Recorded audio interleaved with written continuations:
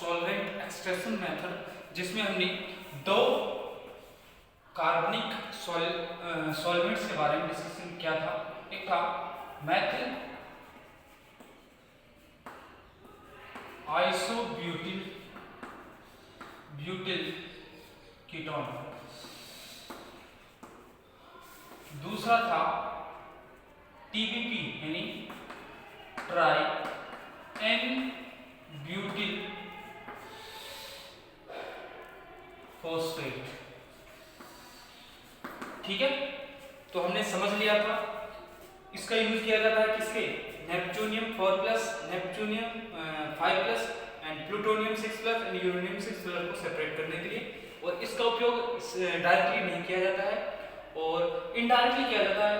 Kerosene के साथ इसका 20% सॉल्यूशन किया जाता है और इसका टीबीपी का यूज प्लूटोनियम को सेपरेट करने के लिए किया जाता है। तो लिखना जल्दी से, पहले सॉलिड एक्सट्रैक्शन के बाद 2 लाइन फिर ये डिस्कस करेंगे, है ना। This method is based on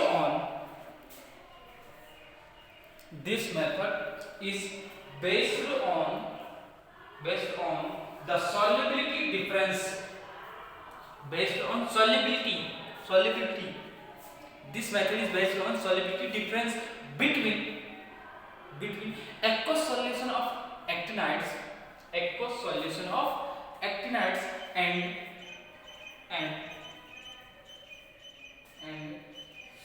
carbonic solvents. Solubility difference between aqueous solution of actinides and carbonic solvents.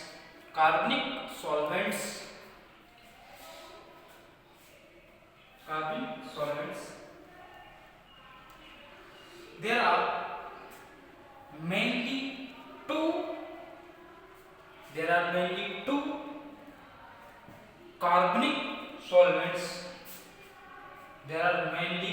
two carbonic solvents.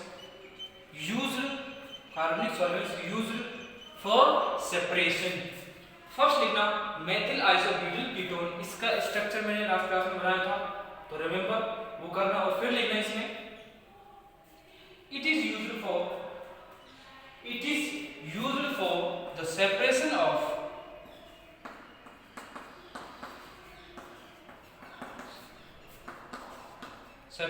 neptunium 4+, neptunium 5+, plutonium 6+ and uranium 6+. Neptunium 4+, 5+, plutonium 6+ and uranium 6+ used for the separation of neptunium 4+, 5+, 6+, uranium 6+. ठीक है।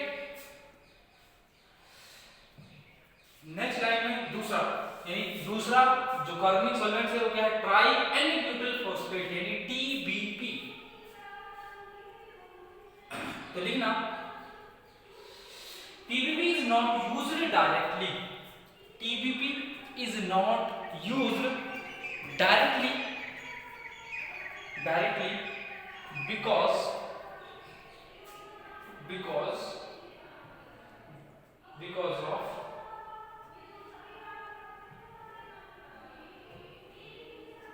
of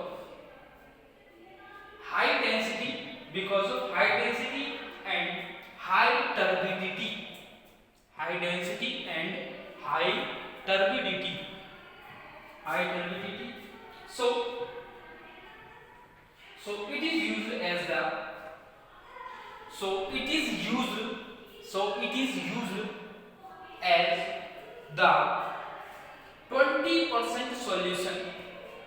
It is used as the 20% solution with kerosene for separation. Next line में TBP is used for separation of plutonium. Used for separation of plutonium plutonium from uranium. Next जो method है वो है, हम पहले भी डिस्कस कर चुके हैं इसके बारे में, आयन एक्सचेंज मेथड। क्या है? आयन एक्सचेंज मेथड, इसके बारे में पहले भी पढ़ा है ना। जो आयन एक्सचेंज मेथड है वो 2 स्टेप्स में कंप्लीट होती है। फर्स्ट स्टेप है एक्टिनाइड लैंथेनाइड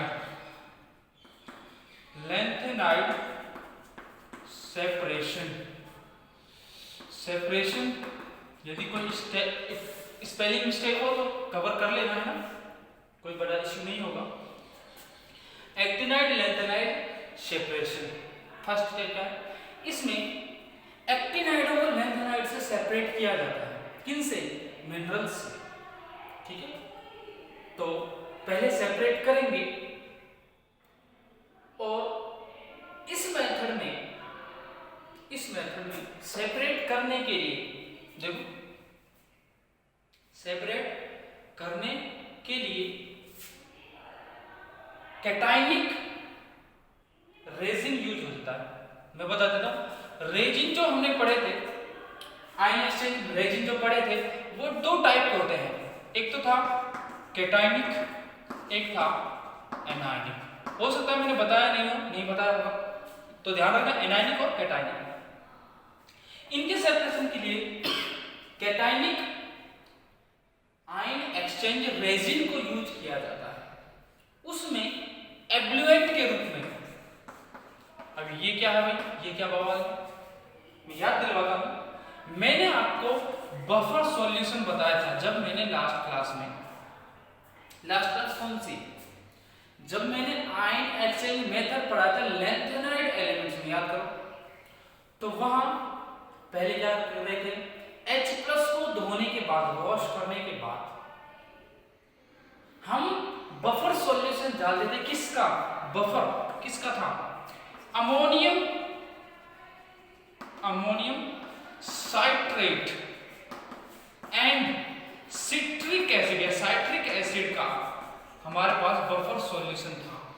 उस बफर सॉल्यूशन को हम उस कॉलम में से, उस स्तंभ में से, इस कॉलम में से यहां डालते थे और यहां भी नीचे ऐसे एक टेप था, नली थी, यहां ऊपर से डालते थे और कॉम्प्लेक्स का फॉर्मेशन होता था। कॉम्प्लेक्स कैसे? सिट्रेट के, साइट्रेट कॉम्प्लेक्स फॉर्म होते थे। किसके?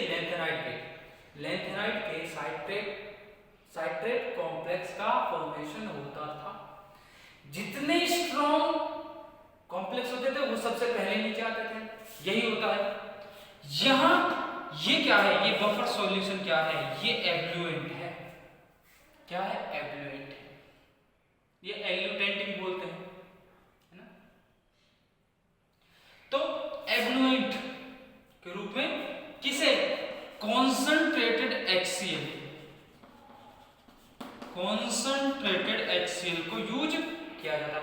अब जो एक्टिनाइड है, क्लोराइड आयनों के साथ इजीली से, यानी आसानी से कॉम्प्लेक्स फॉर्मेशन करते हैं एज कंपैरिजन ऑफ लैंथेनाइड्स। वहां प्रबल यानी स्ट्रॉन्ग और वीक लिगेंड की बात हो रही थी, तो यहां जब इजीली फॉर्म होंगे तो इजीली HCl के साथ नीचे कॉलम में आते जाएंगे, यानी एक्टिनाइड्स सबसे पहले सेपरेट होंगे, लैंथेनाइड्स बाद में सेपरेट होंगे।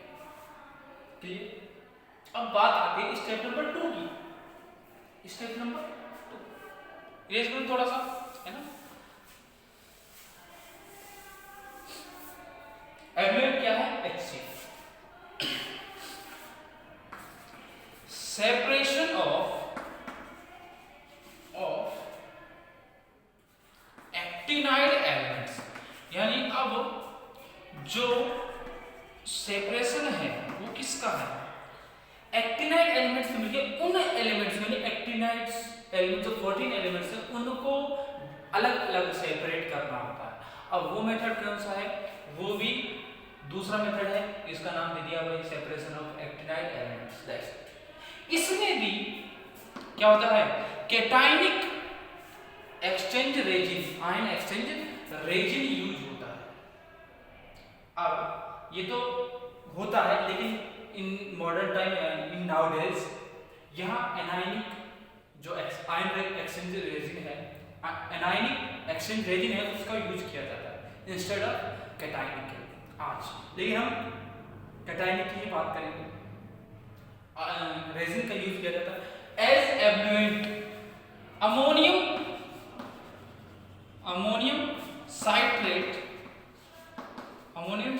एंड एथिलीन डाइमीन टेट्राएसीटेट का यूज किया जाता है। इसका बफर सॉल्यूशन क्या एब्लुएंट के रूप में, एज एब्लुएंट यूज होता है। बात क्लियर। ये तो हो गई सेपरेशन की, क्या हो गई, सेपरेशन की बात हो गई। और पहले लिखेंगे दिस मेथड इज, इसके बाद लिखना आयन एक्सचेंज मेथड, इसमें लिखना this method is carry out, this method is carry out या carried out, this method is carried out. Grammatically देख लेना यार, है ना। This method is carried out in two steps, carried out in 2 steps। First लिखना actinide lanthanide separation, actinide lanthanide separation या lanthanide actinide separation, जो भी कहना चाहो ना, ठीक है। इसमें लिखो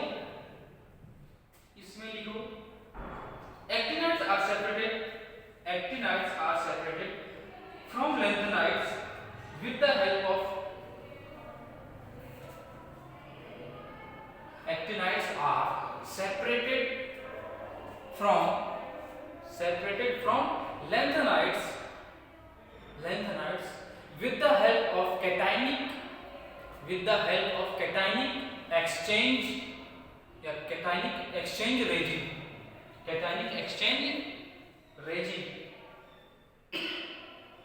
with the help of cationic exchange reagent। In this method concentrated HCl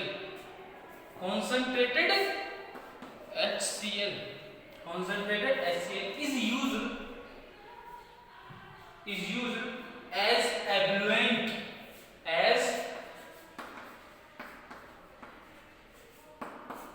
wash करने के लिए क्या यूज किया जाता है, HCl as ebullient, ठीक है। नेक्स्ट लाइन में actinides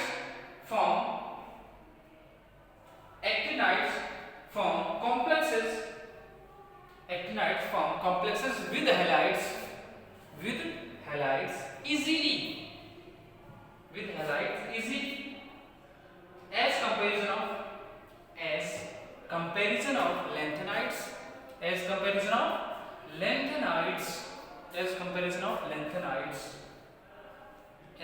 of lanthanides so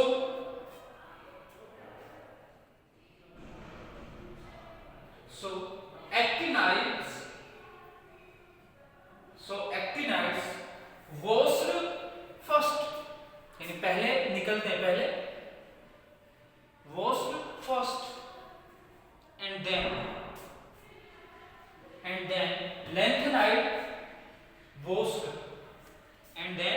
lanthanides washed with HCl। पहले एक्टिनाइड वॉश होंगे और उसके बाद लैंथेनाइड्स with HCl। दूसरा मेथड लिखो, दूसरा step separation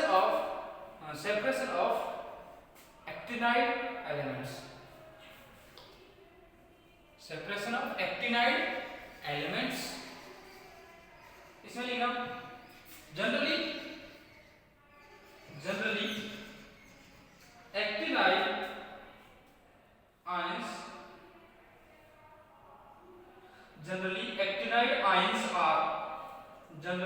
actinide ions are separated by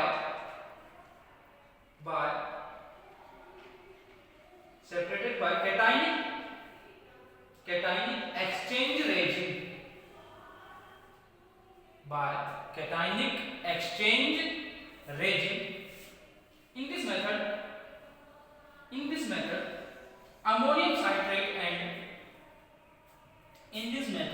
ammonium citrate and ethylene diamine tetraacetate, ammonium citrate and ethylene diamine tetraacetate is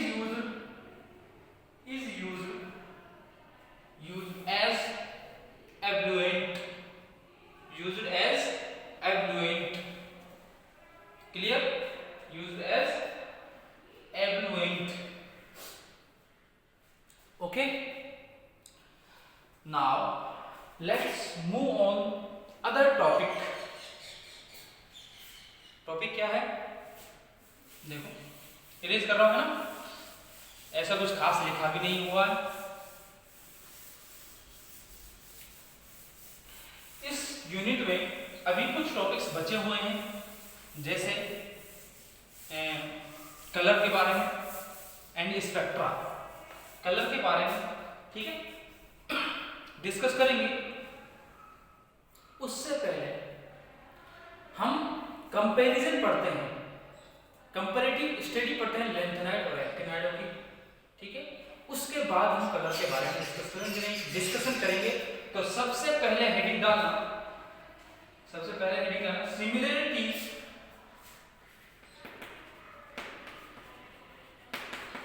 similarities between lanthanides and actinides. Lanthanide और actinide के बीच में क्या क्या similarities हैं? पहली बात, ये एफ ब्लॉक के एलिमेंट्स हैं, एफ ब्लॉक एलिमेंट्स, और जिनका जनरल इलेक्ट्रॉनिक कॉन्फ़िगरेशन, यानी इलेक्ट्रॉनिक कॉन्फ़िगरेशन क्या होता है, यानी कॉन्फ़िगरेशन की बात ना करूं तो मैं इनडायरेक्ट मैं बात करूं कि इनमें जो लास्ट इलेक्ट्रॉन है वो n-2f ऑर्बिटल में एंटर करता है। इनमें जो लास्ट इलेक्ट्रॉन किस में एंटर करता है? n-2f ऑर्बिटल में करता है। द सेकंड वन, जो लेटर लैंथेनाइड्स हैं या एज वेल एज या दोनों की क्या क्या later lanthanides and later actinides का इलेक्ट्रॉनिक कॉन्फ़िगरेशन क्या होता है? सेम होता है। क्या होता है? कॉन्फ़िगरेशन सेम होता है। लेटर की बात कर रहा हूं, फॉर्मर या मैं कहूं अर्लियर या मैं कहूं बिगिनर, जो पहले वाले एलिमेंट्स हैं, शुरुआत वाले, उनमें क्या डिफरेंट होता है? उनमें डी ऑर्बिटल्स में इलेक्ट्रॉन को कैच करने की यानी रखने की ज्यादा कैपेबिलिटी होती है। किन में? एक्टिनाइड्स में। याद करो। जब मैं थोरियम का इलेक्ट्रॉनिक कॉन्फ़िगरेशन लिख रहा था तो इसका इलेक्ट्रॉनिक कॉन्फ़िगरेशन क्या होता था? 5f0 6d2, ये तो लिख रहा था 7s2, ये लिख रहा था। वो देखो क्या डिफरेंट है, यानी अर्लियर एलिमेंट्स में जो अर्लियर एक्टिनाइड्स हैं उनमें इलेक्ट्रॉन रखने की कैपेबिलिटी ज्यादा होती है, ये ज्यादा रखते हैं। तो इसलिए लेटर एक्टिनाइड और लेटर लैंथेनाइड्स की इलेक्ट्रॉनिक कॉन्फ़िगरेशन सेम होती है। क्या होती है? लेटर एक्टिनाइड और लेटर लैंथेनाइड्स की इलेक्ट्रॉनिक कॉन्फ़िगरेशन क्या होती है? सिमिलर होती है, अर्लियर की नहीं होती। ये डिफरेंस में लिखूंगा। अर्लियर में डी इलेक्ट्रॉन कहां होते हैं? एक्टिनाइड्स में डी में होते हैं और लैंथेनाइड्स में एफ में जाते हैं। तीसरा, इनकी जनरल यानी या मैं कहूं कॉमन जो ऑक्सीडेशन स्टेट है वो क्या है? +3। यानी दोनों सीरीज की जो जनरल ऑक्सीडेशन स्टेट है वो क्या है? +3 होती है। पॉइंट नंबर 4, इनमें जो ionic radii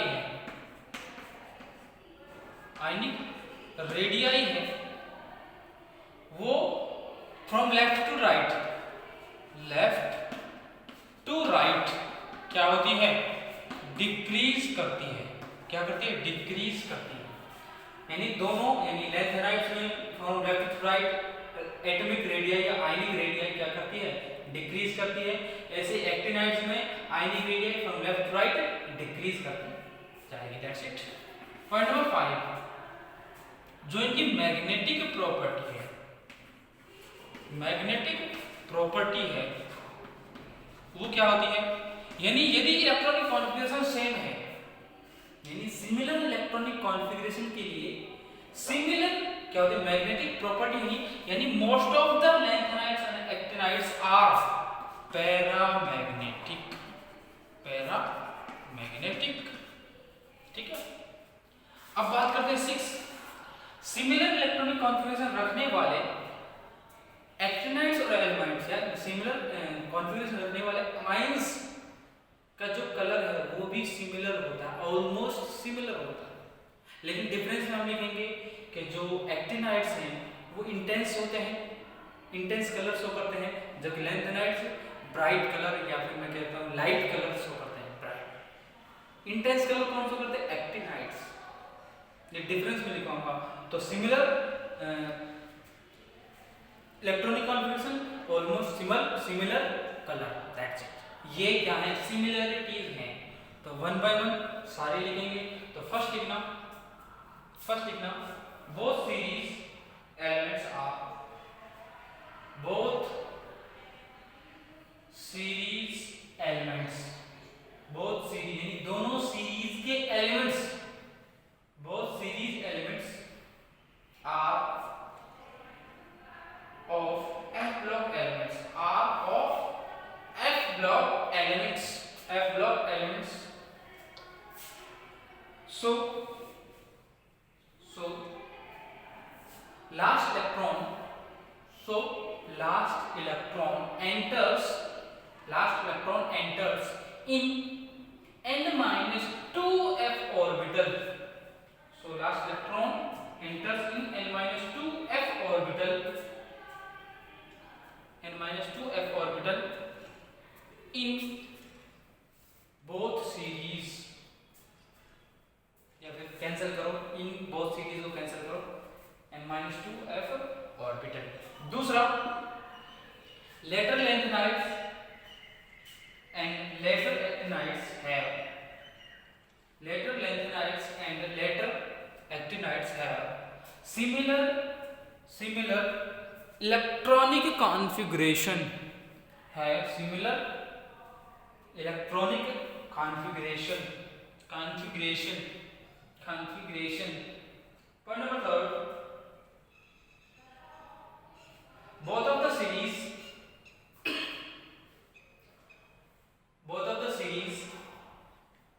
have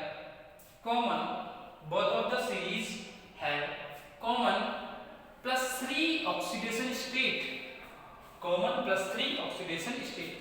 Both of the series have common +3 oxidation state. Point number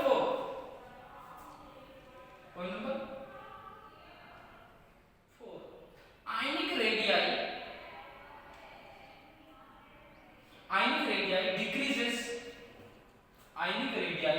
decreases from left to right in both series, left to right in both series. Point number 5, most of the lanthanides and actinides are paramagnetic in nature. Most of the lanthanides and actinides are paramagnetic in nature. Point number 6, actinides and lanthanide ions with similar configuration. Lanthanides and actinides and lanthanide ions with similar configuration exhibit similar configuration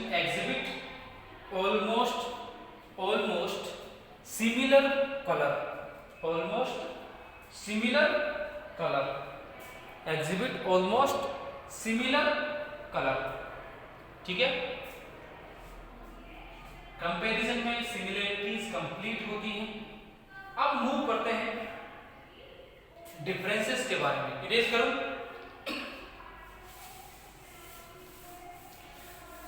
next heading डालना differences between lanthanide and actinides.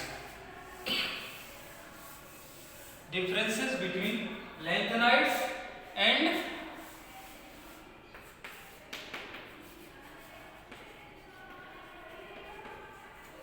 Differences between lanthanide and actinide. एक तरफ लिखना lanthanide, दूसरी side लिखना actinides. एक तरफ लिखना lanthanides and the other side लिखना एक्टिनाइड्स, ठीक है। वन बाय वन डिस्कस करते हैं। जो लैंथेनाइड्स हैं वो +3 ऑक्सीडेशन स्टेट के अलावा +2 एंड +4 ऑक्सीडेशन स्टेट भी शो करते हैं। जो एक्टिनाइड्स हैं +3 तो शो करते ही हैं, इसके अलावा वो +2 to +7 तक ऑक्सीडेशन स्टेट शो करते हैं। मैंने क्या कहा, जो एक्टिनाइड है +3 तो ये भी शो करते हैं, ये भी शो करते हैं, एक्सेप्ट +3 ये +2 +3 +4 +5 +6 and +7 and until +7 oxidation state show करते हैं। पॉइंट नंबर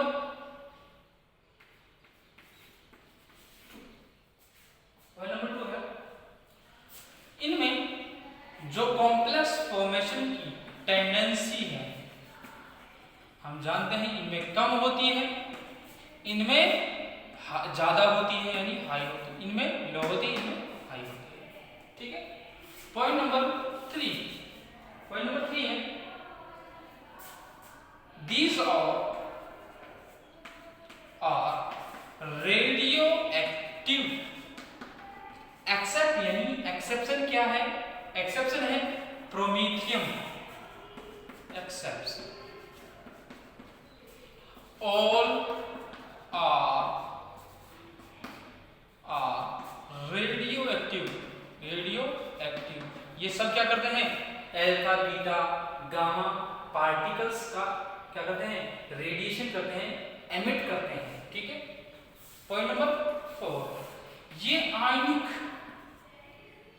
आयनिक कंपाउंड्स का फॉर्मेशन नहीं करते, सॉरी ये करते हैं यानी ज्यादातर क्या करते हैं, मोस्ट कॉमन क्या है, मोस्ट कॉमन कंपाउंड क्या होते हैं, आयनिक होते हैं, जबकि ये आयनिक भी शो करते हैं और जो मोस्ट कॉमन क्या है ये कोवलेंट कंपाउंड का फॉर्मेशन करते हैं। क्या करते हैं, कोवलेंट कंपाउंड्स का फॉर्मेशन करते हैं, जो इनके कंपाउंड्स हैं एक्टिनाइड्स के वो क्या करते हैं मोस्ट ऑफ द टाइम क्या होते हैं कोवलेंट होते हैं। जो पॉइंट नंबर 5 है मैग्नेटिक नेचर, इनके मैग्नेटिक नेचर्स को इजीली समझा जा सकता है, इजीली किससे, इजीली समझा जा सकता है, किसने बताया, रसेल सॉन्डर्स ने, रिमेंबर करो तो।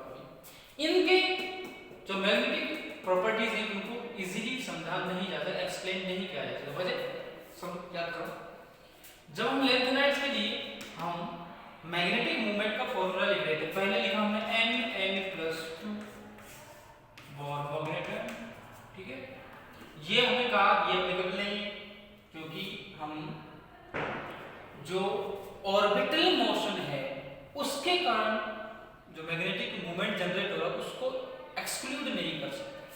तो जब इंक्लूड किया तो मेरे पास आया μs+l यानी 4s s+1 प्लस l+1, यही फॉर्मूला आया था। अब इससे भी मैग्नेटिक मूवमेंट के डाटा सही नहीं आते, ऑब्जर्व जो कैलकुलेटेड आते हैं वो ऑब्जर्व के इक्वल नहीं आते, सिमिलर नहीं आते। फिर आया रसेल सॉन्डर्स ने कहा तुम म्यू निकाल इस फॉर्मूले से, 3/2 plus s+1 minus l+1 upon 2j under root में, यानी यहाँ मल्टीप्लाई करके यहाँ लिख रहा हूँ, दिखेगा नहीं, इधर लिख रहा हूँ, है ना। इधर क्या है, j प्लस 1 का अंडर रूट, यहाँ मल्टीप्लाई नहीं है, ये टर्म यहाँ है मल्टीप्लाई। क्लियर। तो इससे जो डाटा आते हैं किसके लिए, लैंथेनाइड्स के लिए सही आते हैं। जब यही फॉर्मूला, ये फॉर्मूला अप्लाई किया नहीं, ये अप्लाई किया गया इसके लिए नहीं, यानी एक्टिनाइड के लिए ना तो ये फॉर्मूला अप्लाई होता है ना ही ये अप्लाई होता है।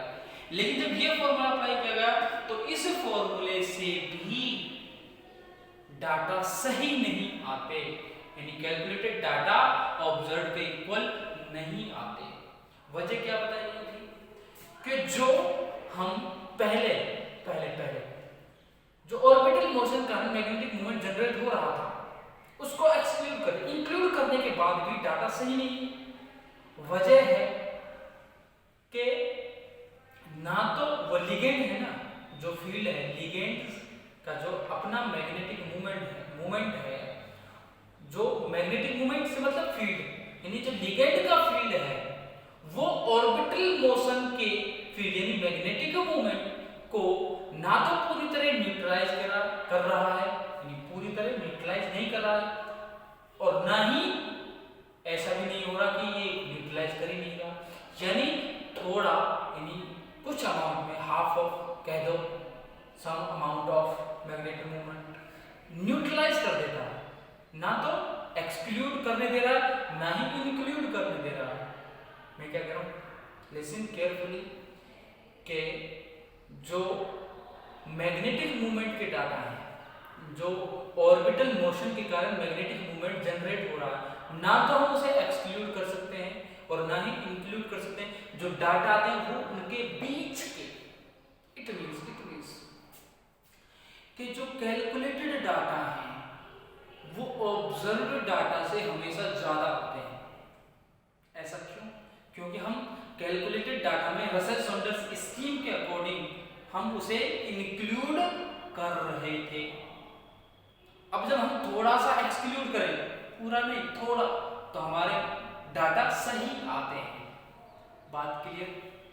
तो मैग्नेटिक मूवमेंट के ज्यादा इन्हें इजीली समझा जा सकता है, इन्हें इजीली नहीं, यानी कॉम्प्लिकेटेड होते हैं मैग्नेटिक मूवमेंट के data,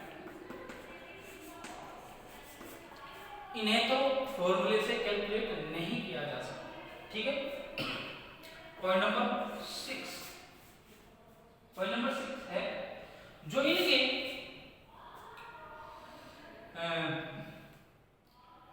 try ionic and tetra ionic compounds होते हैं, आयंस होते हैं, वो लेस कलर्ड होते हैं। क्या कहते हैं? Less coloured. यानी मैंने कहा था अभी, यहां कलर लेस कलर्ड से मतलब लाइट कलर्ड, यहां इंटेंस कलर होते हैं, इंटेंस कलर्ड के होते हैं। Clear? Point number 6। Point number 7 and 8। 7 क्या है? पॉइंट नंबर 7 कहता है, 7 जो इनके हाइड्रोक्साइड हैं वो क्या होते हैं? लेस बेसिक होते हैं, लेस बेसिक होते हैं। ये हाई बेसिक होते हैं, ये हाई बेसिक होते हैं। और एक पॉइंट जो मैंने सिमिलरिटीज में काउंट करवाया था, क्या था कि जो एक्टिनाइड्स हैं उनमें d ऑर्बिटल्स में इलेक्ट्रॉन रखने की टेंडेंसी ज्यादा होती है एज कंपैरिजन ऑफ लैंथेनाइड्स। दोबारा कि एक्टिनाइड्स में d ऑर्बिटल में इलेक्ट्रॉन ज्यादा मिलता है, लैंथेनाइड्स में ऐसा नहीं होता। वजह मैं पहले ही डिस्कस करवा चुका हूं। क्या?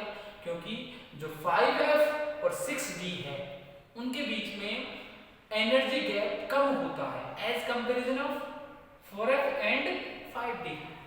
क्लियर? चीजें थोड़ा सा फैक्ट्स हैं, चीजें रिपीट करनी पड़ती हैं। ऐसा लगता है कि मैं क्या बोल रहा हूँ, क्या चल रहा है, नहीं, बिल्कुल सिंपल सी आसान चीजें हैं। ठीक है।